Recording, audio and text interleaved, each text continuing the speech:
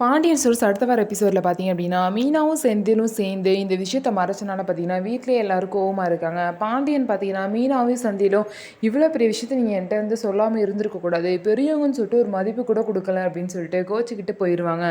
இன்னொரு சைடு பார்த்தீங்க அப்படின்னா கோமதியும் வந்து மீனா கிட்ட எல்லா விஷயத்தையும் என்கிட்ட சொல்லுவா, அப்படியே பெத்த பொண்ணு மாதிரி நடந்துப்பா, நான் இவ்வளோ பெரிய விஷயத்த மறைச்சிருக்கா பாரு அப்படின்னு சொல்லிட்டு, எனக்கு என் பையனுக்கு வேலை கிடைச்சதுலாம் சந்தோஷம்தான், எனக்கு அதெல்லாம் ஒன்றும் பிரச்சனையே கிடையாது, ஆனால் நீங்கள் என்கிட்ட சொல்லாமல் இருக்கீங்க பாருங்க, அதுதான் எனக்கு வந்து ரொம்ப கஷ்டமா இருக்கு, இனிமே என்கிட்ட பேசாத மீனா அப்படின்னு சொல்லிட்டு போயிருவாங்க. மீனா பார்த்தீங்கன்னா இதை நினச்சி ரொம்பவே ஃபீல் பண்ணுவாங்க. அதுக்கு ராஜு சொல்லுவாங்க, கவலைப்படாதீங்க அக்கா, அத்தை அவங்களே வந்து எப்போதும் போல பேசுவாங்க அப்படின்னு சொல்லிட்டு ஆறுதல் சொல்றாங்க.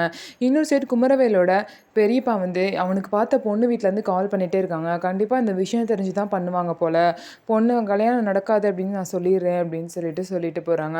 அதுக்கு குமரவேலோட அப்பா வந்து, எங்கள் அண்ணன் எவ்வளோ சொத்து இல்லை வீட்டில் போய் உனக்கு பொண்ணு பார்த்துருக்காங்க, நீ என்னன்னா ஒன்றும் இல்லாத வீட்டிலேருந்து பொண்ணை கட்டிட்டு வந்திருக்க, உனக்கு கல்யாணத்தை நிறுத்த மட்டும் தானே சொன்னேன், உன்னை எவன்டா தாலி கட்டிட்டு வர சொன்னா அப்படின்னு சொல்லிட்டு குமரவேலை வந்து செம்மையாக திட்டுறாரு. குமரவேல் பார்த்தீங்க அப்படின்னா உண்மையை சொல்லவும் முடியாமல், அரசு கழுத்தில் நான் தாலி கட்டலப்பா அப்படிங்கிற உண்மையை சொல்ல முடியாமல் ரொம்பவே தவிச்சு நிற்கிறாரு. இதுக்கப்புறம் என்ன நடக்க போகுது அப்படிங்கிறத பொறுத்திருந்து பார்க்கலாம். நம்ம வீடியோ உங்களுக்கு பிடிச்சிருந்தா நம்ம வீடியோவை லைக் பண்ணிக்கோங்க. அதுக்கப்புறம் மறக்காமல் நம்மளோட சேனலை சப்ஸ்கிரைப் பண்ணிவிட்டு பாருங்கள்.